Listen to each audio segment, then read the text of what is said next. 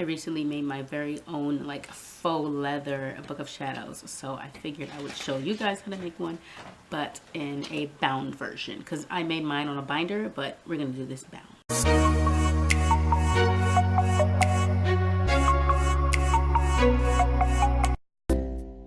The materials we will be using is chipboard, brown paper bag or brown paper bag material, something equivalent, Mod Podge, and this can be do-it-yourself Mod Podge or otherwise, a paintbrush for the Mod Podge or one of those like sponge brushes, a dish to hold the Mod Podge or something else to hold it, and water. Now this is the binder I spoke about earlier that I had done this faux leather treatment on, and this is the look I'm going for. This one is super shiny because I did use the high gloss Mod Podge. You don't have to use that one. You can use the matte Mod Podge or use a matte sealer on top, anything to like dull the shine down, but I don't mind the shininess. I kind of like the finish of it, so this is the look I'm going for. Now the first thing that you're going to need is of course the chipboard, so I'm just going to explain where I got mine from because I didn't purchase mine, at least not like intentionally. These are actually the little inserts that go in between the two layers of cans for my cat's cat food. You can even still see like the little circles of where the cans were sitting, so that is where mine came from. I saw it in there and I knew that there's a lot of things that I could do with chipboard, so I decided to just keep it and hold on to it for a future project, which I am now using it for. So take that, people who say I hoard things. Actually, no one says that. I don't hoard many things except craft supplies probably, but this is what I'm going to be using. You do not have to find chipboard. You can buy chipboard on Amazon or eBay, and it usually comes in a proper size, so you know that's helpful. Mine is a little bit small. But we are next going to be using the brown paper bag, and I'm just going to rip this into 1,000 little pieces. Now we need to make sure that we vary the sizes that we rip this in. We need some small, some large, some fat, some skinny, just because we want some variation in like the faux leather look. You don't want it to all be like the same, so that's why we want some variation in the sizes.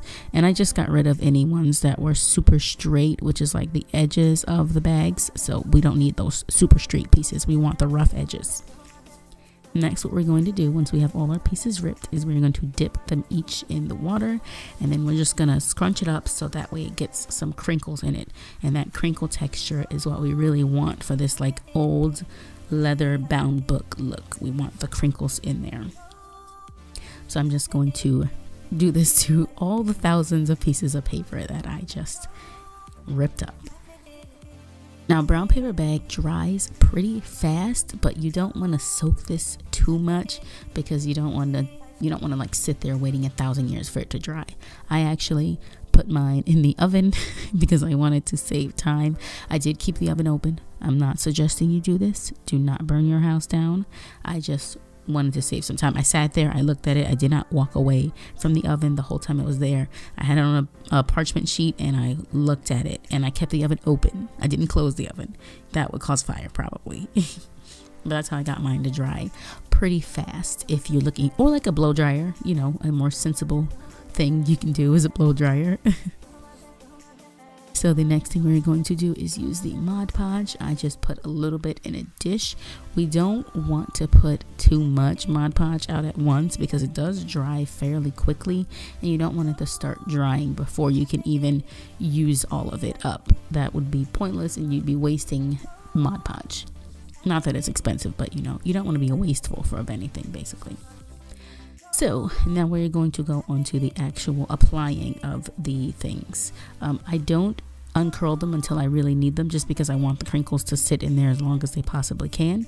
So I just put some Mod Podge down onto the chipboard first, laid the piece on top of it, and then I proceeded to paint the Mod Podge on top of the brown paper bag piece. And then the next piece that I use, I'm just going to use the same technique again, lay some Mod Podge down, put this one on top of it, paint again on top of it with more Mod Podge. And you're just going to proceed to do that with each piece after that.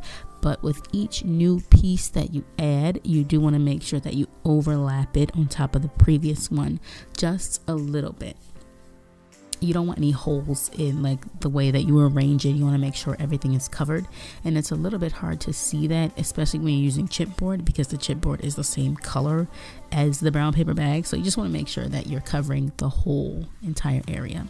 Now for the edges, you want to make sure you're using a piece that's a little bit longer, something that you can fold over. So here you can see my piece is long enough to round over the edge, because you want a clean edge and you don't want a piece to end exactly at the edge. You want to be able to flip it over so that way it carries on to the back side. And when you get to the back side, you would just, proceed to lay a little bit on top of that one, just so that it's all nice and covered.